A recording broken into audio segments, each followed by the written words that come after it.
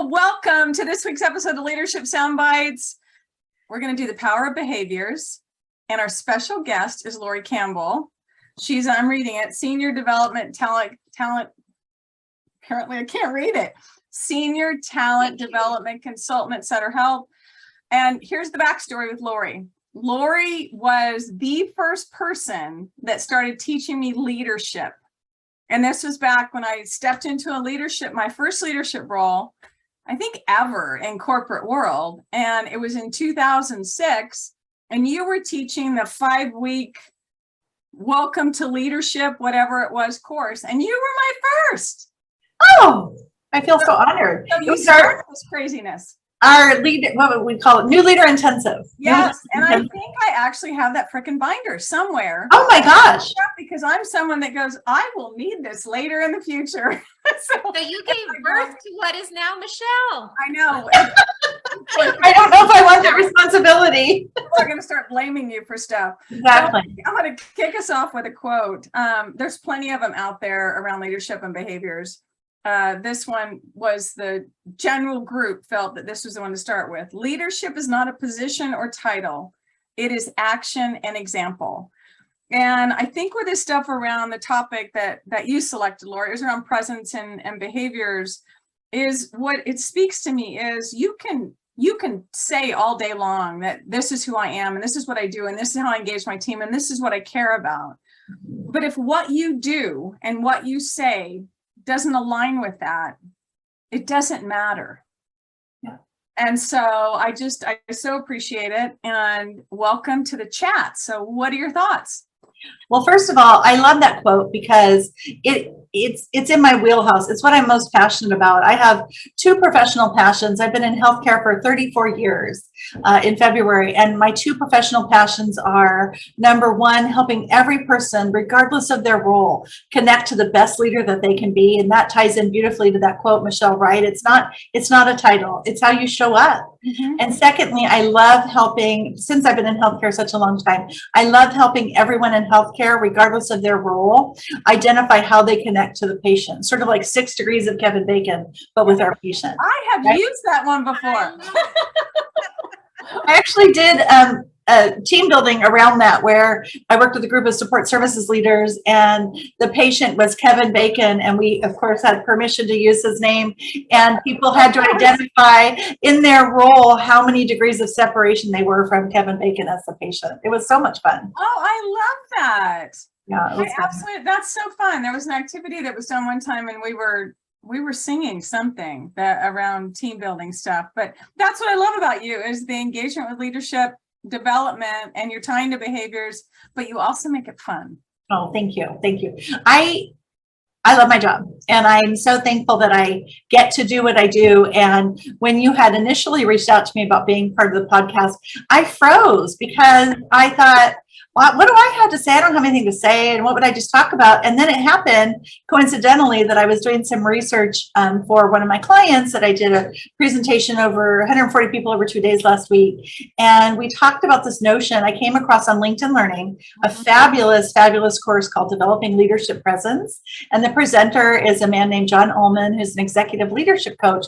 And he's also a professor at UCLA's Anderson School of Business. Mm-hmm. And I had to watch it several times so that I could kind of summarize it for the folks. We had them watch it as a pre-work, and I just loved it. I thought it just was beautifully aligned with my own values, but it resonated for me for what I wanted for these leaders, mm-hmm. right? When they were in a learning mindset. And it also really aligned beautifully with Travis Bradbury's work on emotional intelligence 2.0. So it was just, and that was the second part of my presentation to them. So it was just really cool. And one of the things that I loved about is that Ullman talks about, there are 4 components to leadership presence. Purpose, that's our heart, kind of our connection, mm-hmm. the reason we got into leadership.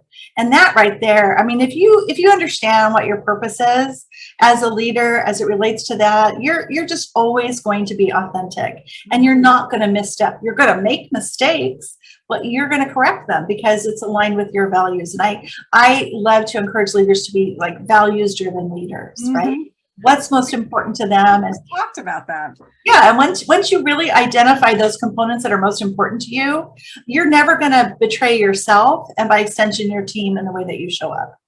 The second is perspective. And I love this. It's how do we, and this will really resonate when you think about emotional intelligence. How do we reframe our thinking so that it's most effective, right? How can we be thinking of a positive perspective so that we're making sure that we are not showing up like Eeyore to our teams, right? Mm-hmm. And that, I just want to be really clear, that's not at all about being fake. Right? We all sort of get stuck in the doldrums or kind of go below the line every now and again. Make your Rice Krispie treats for your pity party because you're feeling bad about yourself, right? We all do that, and we're like, oh, woe is me. But how can you adjust that to be more positive and present in difficult moments and seek those positive perspectives? Mm-hmm. And I said it isn't about being fake, and it really is not. It's not faking it till you make it. It's just thinking, okay, so I'm here now. What's a different way of looking at this situation? And maybe that involves going out and getting someone else's perspective. We all need that help sometimes, right? We all need someone to say, here, have you thought about it this way? Mm-hmm. Third, and this is one of my favorites because I had never thought about this. And gosh, I've been doing this leadership development training work for 20 plus years. Poise. Right? How do we manage our emotions in the moment so that we can stay focused during difficult times? I love that idea of harnessing functional emotions so that we don't look back and, oh my goodness, this happens to me a lot, and wish I'd handled the situation differently, wished I could have grabbed the word cloud and swallowed it back up. And then, asking yourself, how can I act in a way that adds value to the people with whom I'm interacting? Mm-hmm. And one of the examples Ullman gave, which I thought was wonderful, and this is another thing I really love about this module, is he draws from world leaders, Nelson Mandela, Abraham Lincoln. In this case, it talks about FDR, but in this he was talking about Colin Powell, and during a time when his wife had entered, I think, a treatment center for some mental health or exhaustion she was having. One of the reporters said to him, well, basically, why are you here? Why, how do you feel about what's going on with your wife? And he could have, probably everyone would have said, boy, he really laid into that guy and we sure get the guy. But instead he took a deep breath and he said, think about the person that you love most in the world. And if they were going through hell, wouldn't you do anything you could to help them get better? Mm-hmm. And he just responded respectfully. And that's not an easy thing to do, particularly when you're sort of assaulted by someone, right? And so I just love that example because again, that's really, when you think about from an emotional intelligence perspective, that's self-regulation, right? That's managing your emotions that you're feeling. But I love this additional consideration of that's showing up with. Well, it's personal, and it was in a personal moment too. Yes. It's like in all those moments, even though it's tapped into our heart and stuff that has meaning for us, don't give ourselves a pass. Right. Yes.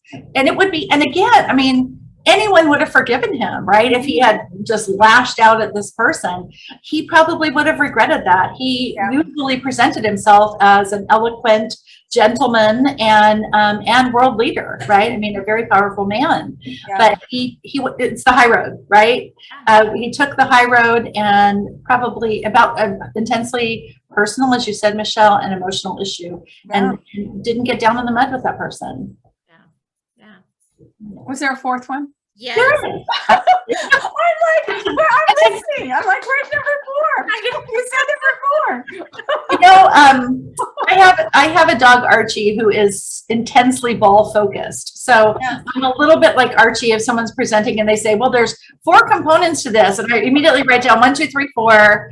And then they get to number 3. And then it's like they're going off somewhere else. And I'm like, I can't satisfy. I need to close that. So yes, thank you. There is a number 4. We're ready. You have to earn number 4, Michelle. Okay, Roko, give us something. The 4th is projection. How do we demonstrate confidence in our own leadership abilities? And that comes also from, again, I just think it all kind of ties into how we're showing up can really help us prevent regretting kind of our behavior, as many of us do when we look back, right, in an intense moment. So Ullman says, you always, no matter what, you're going to treat people with respect and kindness. You're never going to go wrong doing that. And part of what he talks about in this idea of projection, he talks about like most effective thinking patterns. And he says, in the notion of low presence behaviors or high presence behaviors. And he said low presence is, manage your self-defeating self-talk, right? You're going to make mistakes. You're going to say the wrong thing. I'm being recorded right now and I'm mortified by it, and I'm like, oh my gosh. But it's just, no, I'm excited. I talked about something that I'm passionate about. It is what it is. And I love the idea. So he has a great way of saying, like, if this is the low presence leadership, what's the high? It's like, you know what? I'm a person who focuses on my values and I respect people. Again, you're never going to go wrong, and show up that way, projected that confidence that you are striving at least to do the right thing for your people and remain true to the values that you have as a leader. I love how it circles back. Go ahead. I love how it circles back to the purpose, right? If you start with values and then that projection piece that you just said, it circles right back up to purpose. Why are you here? I think the third one was my favorite, around poise, and Michelle and I have done previous podcasts about you're there for the other person. When you're developing people, it's not about you, it's about the other person. And if you can, quiet those inner voices that you're telling yourself in the moment and really focus on that person, thing that just shifts the whole conversation. It shifts the whole interaction, connection with the other person. Well, and it does it when you're in front of the room. I was talking to somebody the other day about basically being in front of the room is the most petrifying place for most people. And I know for me, that was the case too. I mean, literally my knees would shake underneath me and I'm like, oh my God, I'm going to collapse, whatever. And so with practice, I got better with that. But the thing that really shifted it for me was realizing I'm not here for me. It doesn't matter what I look like, I'm here for them. And when that focus shifted, so my nerves went away. It was like, this is not about me.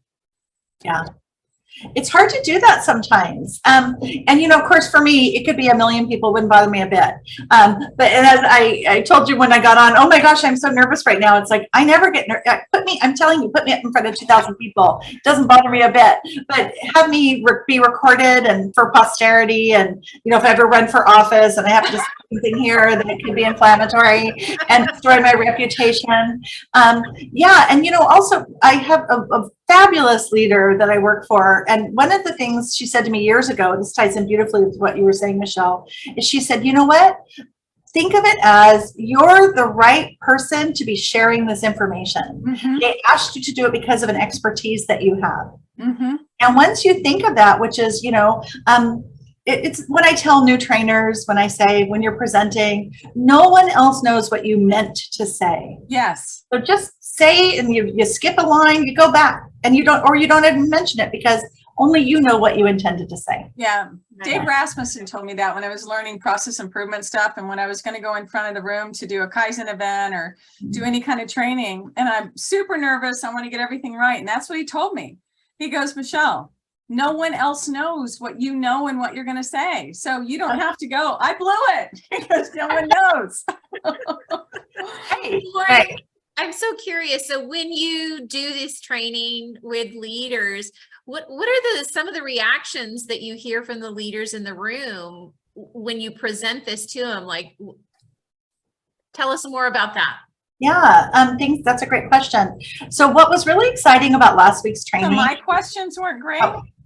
Oh, sorry. I know you. I don't have to be as nice to you because I work with you. Okay. And I dare I say, I made you who you are today. Okay. By your own admission. Okay, go ahead. So, what? It was such a cool training because here we are sort of looking backwards, right, in our rear view mirror at the you know, we're less concerned about we can't be together. And so it was the first time in some cases, it was the first time these leaders had met each other, even though they've been working together 2 years. So we actually came together in person and we split the room up, or the days up. So it was the same content both days and different people so that they could have coverage back at their area. And they were hungry. And I think as much as I've become highly adept at leading big meetings or teaching, you know, facilitating a class virtually, there's something special and almost magical that happens when people have that opportunity to come together. And so the energy, it was like going to a rock concert because you're just excited to be there. And I told them, hey, I've gotten lazy about my facilitation because I'm now used to just reading my notes and no one can see me reading my notes. So this was brand new content. It had come off the presses the Friday before. But what I found was it was just the energy of the group was so fantastic. And to specifically answer your question, Roku, one of the things that was really cool is we had one of the leaders say, you know, because a lot of time, most of them are leading remote or hybrid teams. And she was saying, you know, one of the things that I've done is she has team meetings. And she talks about, so what she started doing, they're virtual. She started inviting 3 or 4 people to the site where she is so that having people in the room, and she switches, you know, so that everyone gets an opportunity to be in person. So it's still a virtual meeting, but just being in the room, there's some special energy with that. And one of the things that I thought was really important that came from this, and I encourage them is, you know, so often as leaders, we have a meeting agenda. And for many years, I facilitated class on effective meeting management. So I have this highly specialized niche that is not marketable in any way, which is that I can look at a meeting agenda and know immediately exactly how long it's going to take. And people's eyes are way bigger than their stomachs, right? And so I'm like, oh, look at this. You have 34 action items and it's a half an hour meeting or even an hour meeting. So they were talking about, you know, with their meetings. And I said, I'm going to just encourage you. And as I said this, I was watching the CEO and she nodded. I said, because they were talking about how can you get connected? And I said, do something fun, a social connection, ask someone to share a connection to purpose. Do something fun at the beginning of your meetings. If it's a half an hour meeting, have it be a 5-minute thing. If it's a 1 hour meeting, have it be a 10-minute thing. And treat that as sacredly as you would if it was a business metric that you were sharing. Because it is. That metric is engagement, right? And I said, if it means that you don't get a chance to share how you're doing with a quality metric or some other metric, send people an email about that. But don't eschew that super important connection. Yeah, I think one of the things, so I became a DISC consultant. So we did 5D, Simply 5 at Sutter, and I think DISC at one point too, way back in the day. But one of the things that stood out for me is 69% roughly of our population are S's, right? Steadies. And they're all about team and very loyal. And biggest fear is loss of security, which is routine, by the way. We just pulled all those people remote. And even though you're going to have people in leadership positions that may not be S's, right? They're steady, slow to change. We need that connection time for your I's and your S's to come together. And otherwise, they're going to do it on their own. So they're doing it at the beginning of the meeting, right? And we're going to call it, you guys need to come to order now, when we should carve out the time for that so that they don't feel like they're being disruptive, because they're not. They're doing how they're wired and coming together and making those connections. So it's a powerful call out. And thank you. And, you know, I was pleased to see the CEO nodding yes, because really, I heard one of our CEOs who I've worked with since she was an admin fellow. She was talking about with new leaders. This is back when we were in person, and she was saying, you know, they were getting advice from her, and she said, there are certain things only you can do. And so do those things. But if there's something else that someone else, it's an opportunity for someone else, let them shine, let them grow that way.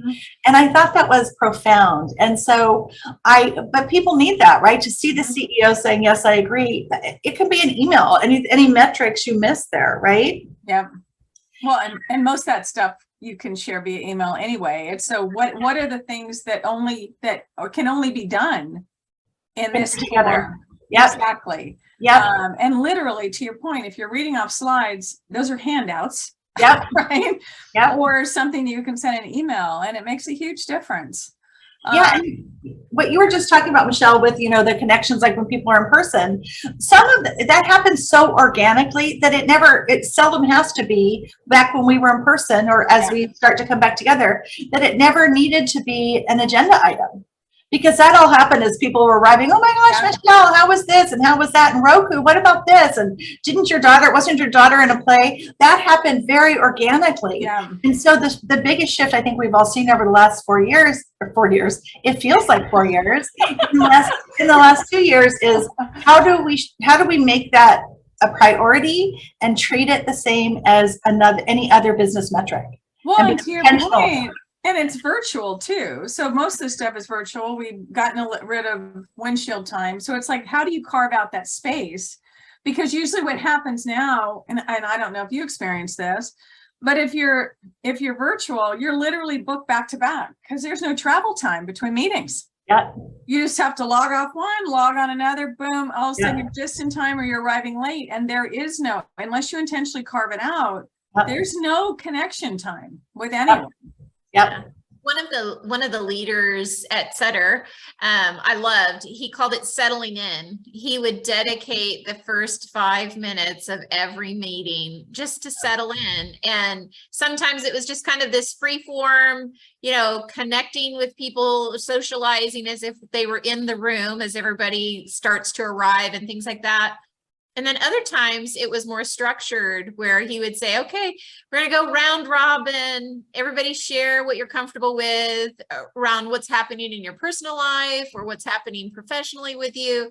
But it just gave everybody a chance to connect before they got down to business. And it just, again, engaged and connected the team back to the purpose and their core values. People feel more respected. People feel more respected. You're more than just the job or the title. Yeah, we are so much more than that. So I've enjoyed this time tremendously. And so those of you listening, you can see why that Lori started me off on the right path, and she's still doing what only Lori can do. And I look to you as the example to go, you know what, she's funny. Maybe I can be a little bit funny. It's okay to just bring you to the party, right? So I appreciate that. And I thank you so much. Yeah. So here's my question. Yes. And I want to start with you, Lori. What's one or two things that you would like people to walk away with? I think the notion of poise, and that we're never going to let ourselves down if we're striving to maintain poise. The other is, I had this kind of an epiphany recently, because I hear the term transformational leadership being bandied about. And that, if I were a new leader, I would think, what? I have to be transformational. I'm just trying to get stuff done. And I realized that really transformational is in the eye of the receiver. So I had a manager who shared about her team felt very burned out, and she felt bad because she wanted to make that go away for them. And she said to me, quote, all I could do was just listen as they shared their frustration. And all of the people with whom she listened one-on-one came back to her and said, that helps so much. I had to point out to her, for them, listening was transformational.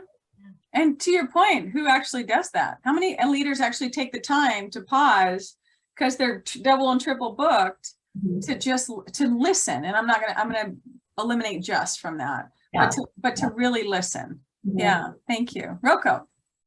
So I love the framework that you presented with the 4 elements. And for me, structure is freedom. So I just, I love the framework. I love you, Roko. And it's the 4 P's, because you said purpose, perspective, poise, and projection. Oh, yeah. So easy to remember, 4 P's. So structure is freedom, and, pick one, do all, and you'll be golden.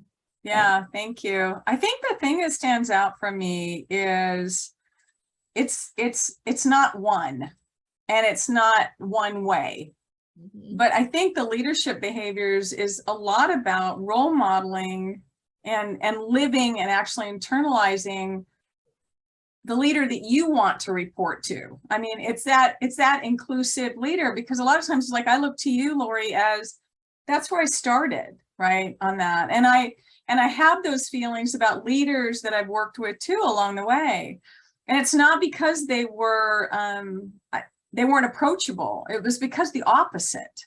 And Yeah. so I think part of those leadership behaviors that you were talking about is be approachable, be real, be genuine, and be true to who you are.